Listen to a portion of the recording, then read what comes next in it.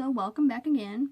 So I thought that since we did something not challenging, but something that was long, I did not intend that video to be 30 minutes long. I'm sorry.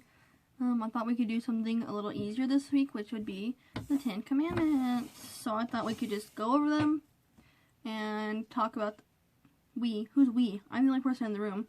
I would go over them and kind of just explain what they mean as if they're not self-explanatory. And I have some verses I found on Bible Gateway, which is not sponsoring me, so I don't know why I'm using them so much. But I think that it's just because their website is really easy to use. You can choose from over 150 different versions of Bibles. Wow, I just looked at my light and now I can't see anything. You can choose, like I said, from over 150 versions of the Bible, and I'm going to be using the easy to read version because some of these things are not easy to read. Yeah, so let's just start. The first one is do not make any idols. And the second one is do not worship any idols other than God. And in Exodus 20, where the 10 Commandments are found, verse 3 through 6 says, "You must not worship any other gods except me. You must not make any idols. Don't make any statues or pictures of anything up in the sky, or of anything on earth, or of anything down in the water. Don't worship or serve idols of any kind, because I, the Lord, am your God. I hate my people worshiping other gods. People who sin against me become my enemies, and I will punish them. And I will punish their children, their grandchildren, and even their great-grandchildren. But I will be very kind to people who love me and obey my commands. I will be kind to their families for thousands of generations." So, when God said, don't make statues, he didn't mean don't make statues just to have. He meant don't make statues. I think he meant don't make statues with the intent to worship them, because A, God is the only God, and B, he had just rescued them out of the bondage of slavery under Pharaoh, and he was like, can you at least say thank you by only worshiping me, the one who saved you? Thank you. So that's the first and second one. The third one, the third commandment, is do not swear or use the Lord's name in vain to make empty promises or threats. And I have 3 different verses, or scriptures, passages, whatever you want to call them, what have you, that I would like to read that pertain to swearing. The first one is going to be Leviticus 24, 10 through 16, which is called the man who cursed God. So it says, "There was a son of an Israelite woman and an Egyptian father. He was walking among the Israelites, and he started fighting in camp. The Israelite woman's son began cursing, using the Lord's name in a bad way, so the people brought him to Moses. The people held him as a prisoner and waited for the Lord's command to be made clear to them. Then the Lord said to Moses, 'Bring the man who cursed to a place outside the camp. Then bring together everyone who heard him curse. They will put their hands on his head.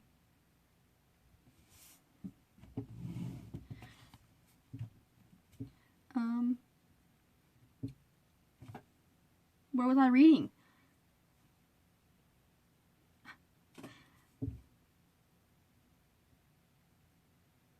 I am an idiot.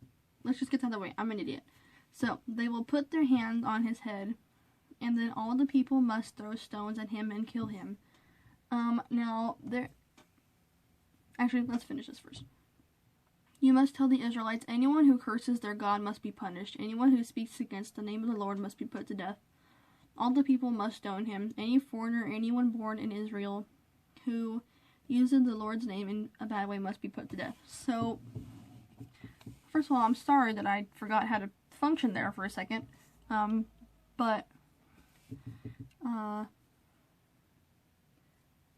mean, it makes sense to me because I've been raised in church that anyone who just blatantly disrespects God and is proud of it should be put to death because they are disrespecting their Creator. But he's saying that anyone who speaks against me in this way will be killed.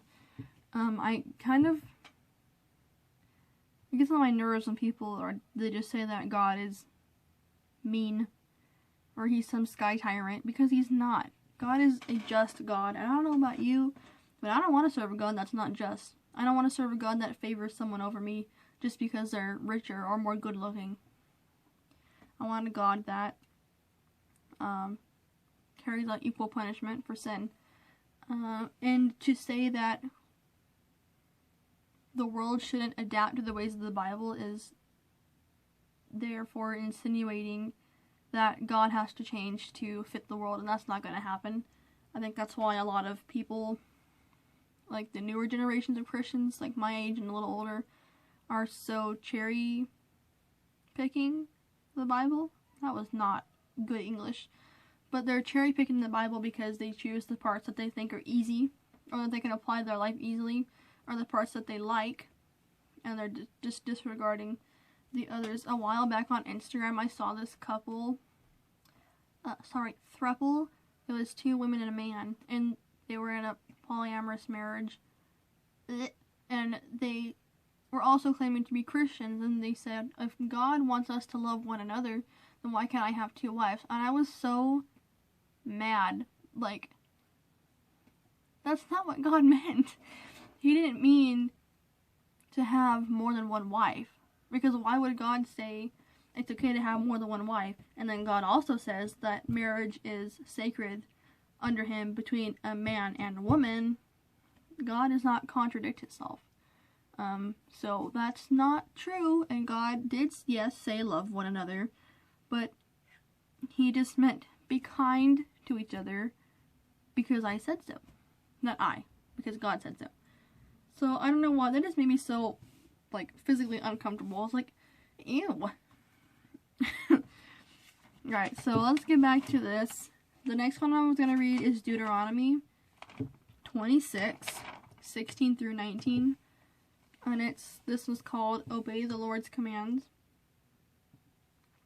Today, so verse 16 starts, Today the Lord your God commands you to obey all these laws and rules. Be careful to follow them with all your heart and soul.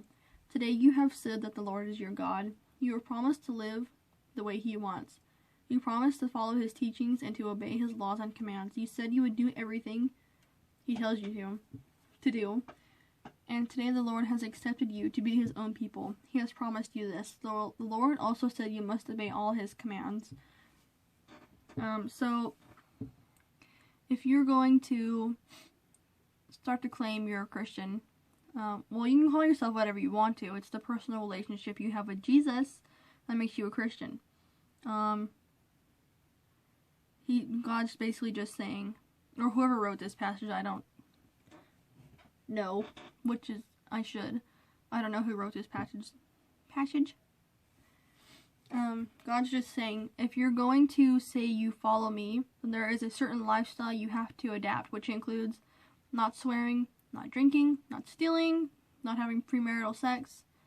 I'm a little iffy on cohabitation before marriage because I've not done any personal research on it, but I just think that you shouldn't live together when you're not married because, well, many reasons that we don't have to get into because that's not what this video is about. So let's just move on to the last one for this specific commandment, which is James chapter 3 verses 3 through 12. This is kind of long, so if you wanted to skip ahead to the part where I'm explaining it, I say a good 30 seconds. Skip ahead, alright? So, verse 2 starts out, we all make many mistakes. A person who never said anything wrong would be perfect. Someone like that would be able to control their whole body too. We put bits into their mouth. We put bits into the mouths of horses to make them obey us. With these bits, we can control their whole body. It is the same with ships.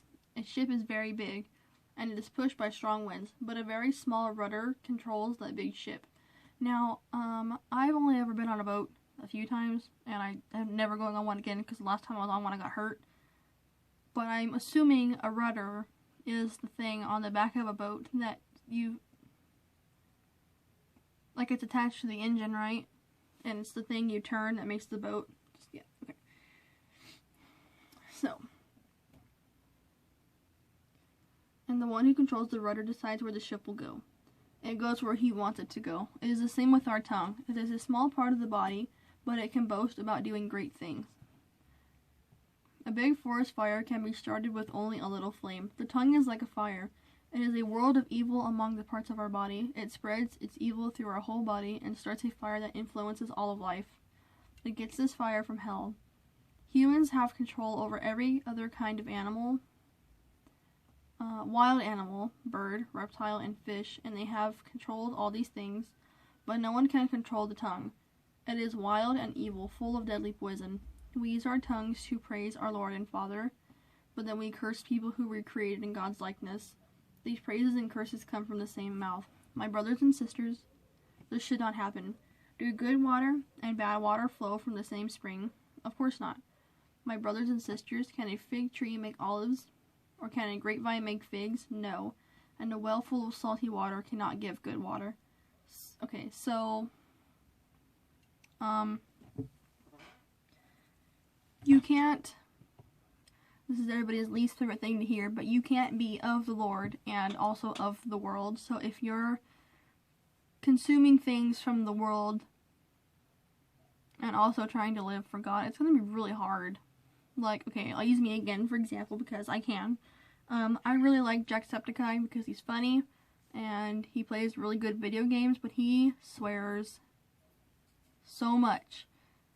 I know it's part of his selling point that he's Irish and loud and swears a lot, but I can't watch him anymore because I'm starting to find myself thinking the words he says, and I just don't want that inside of me because what I think is eventually what I will start to say, and those, just my own personal standards, those words are not welcome in my life, so I don't watch him anymore. Maybe when he gets it under control I might try it again, but I don't think I will, for right now at least. So right here in verse 10 where it says, or verse 11, sorry, do good water and bad water flow from the same spring? Of course not. So you can't, how do I explain this?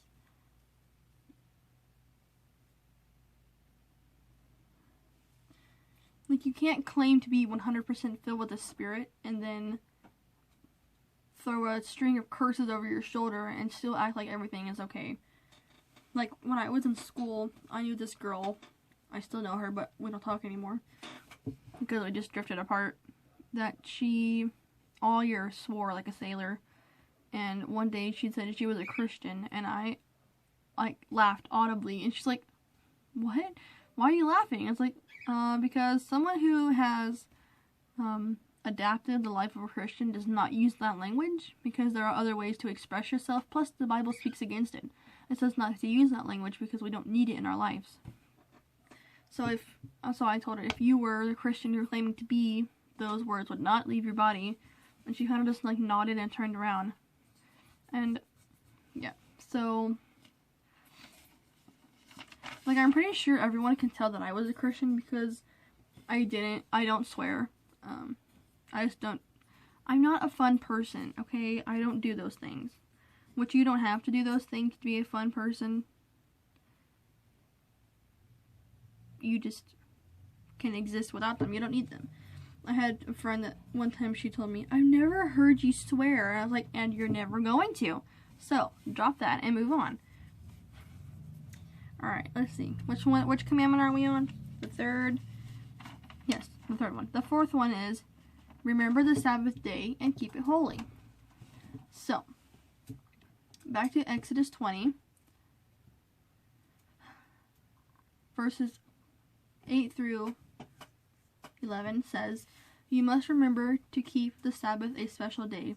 You may work 6 days a week to do your job, but the seventh day is a day of rest in honor of the Lord your God.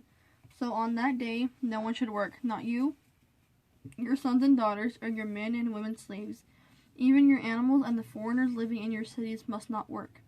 That is because the Lord worked 6 days and made the sky, the earth, the sea, and everything in them. And on the seventh day he rested. In this way the Lord blessed the Sabbath, the day of rest. He made that a very special day. Okay, so I know that there's some certain branches under Christianity that go to church on Saturday. That's just weird. I'm so used to going to church on Wednesday evening, Sunday morning and evening, that I would not be able to go to a church that has church on Saturday or Thursday. I could not do that. Well, I could if I had to, but I don't think I'd want to. Plus, it says the 7th day, and the 7th day of the week is Sunday, not Saturday. So, the next few... Ooh, I almost skipped one, just kidding. Convenient, the one I almost skipped is honor your father and mother. Oops. So, for this one, I would like to read Ephesians 6, 1 through 4. So, it says, "Children, obey your parents the way the Lord wants, because this is the right thing to do. The command says, you must respect your father and mother. This is the first command that has a promise with it, and this is the promise. Then all will go well with you, and you will have a long life on the earth. Fathers, don't make your children angry, but raise them with the kind of teaching and training you learn from the Lord." So that one's pretty self-explanatory. Just respect your parents, and parents, don't provoke your children. I don't really know what that means, like, don't provoke your children. Like, right here it says, don't make them angry. I don't know. Someone needs to explain that one to me. Maybe I'll ask my mom after. So, the next one is really easy.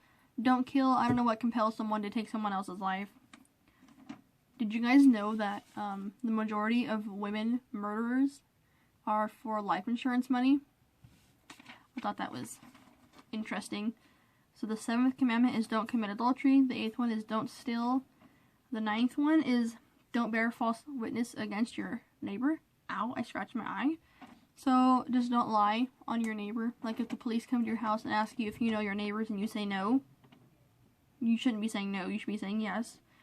And the 10th one is don't covet anything your neighbor has. So like let's say your neighbor just bought a Tesla. I don't know why you do, because from what I've seen on the news, they don't seem to be very reliable cars. Everyone that they've tested autopilot on has caught on fire. So, I don't know.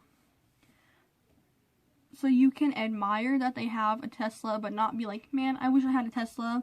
I wish I had a mansion. Man, I wish I had all these things that they have. Hold on. Okay, so I don't quite remember where I cut off. But my sister came in to show me a stick she found outside. Oh, excuse me. I don't know why. I think it's because I just drank soda when I had Subway for lunch. And now it's trying to come back out. So, like I said, I don't remember where I cut off. But we're going to start with making an altar of earth. I'm pretty sure we finished all 10 commandments. So, back to Exodus 20, which means I can finally close all these tabs and just keep this one. So God was telling Moses, verse 24, "Make a special altar for me. You should use dirt to make this altar, offer sheep and cattle as burnt offerings and fellowship offerings on this altar. Do this in every place where I tell you to remember me, then I will come and bless you. But if you use stones to make the altar, then don't use stones that were cut with an iron tool. If you do that, I will make the altar unacceptable." And if you've ever seen Adventure Time and you've seen the episodes with Lemongrab, I just heard him in my head when I read unacceptable.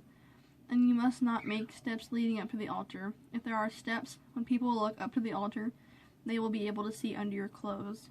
So I'm glad I read it off of this, because when I read this specific passage in my Bible, I was like, what does that mean? And so I'm glad I read it there. So God told Moses, I want you to make me an altar for offerings and sacrifices and stuff, but I want you to make it out of dirt or earth, and if you have to use a rock or multiple rocks, and then I don't want you to use rocks that have been cut with tools. Why? My family decides to yell at this very moment in time.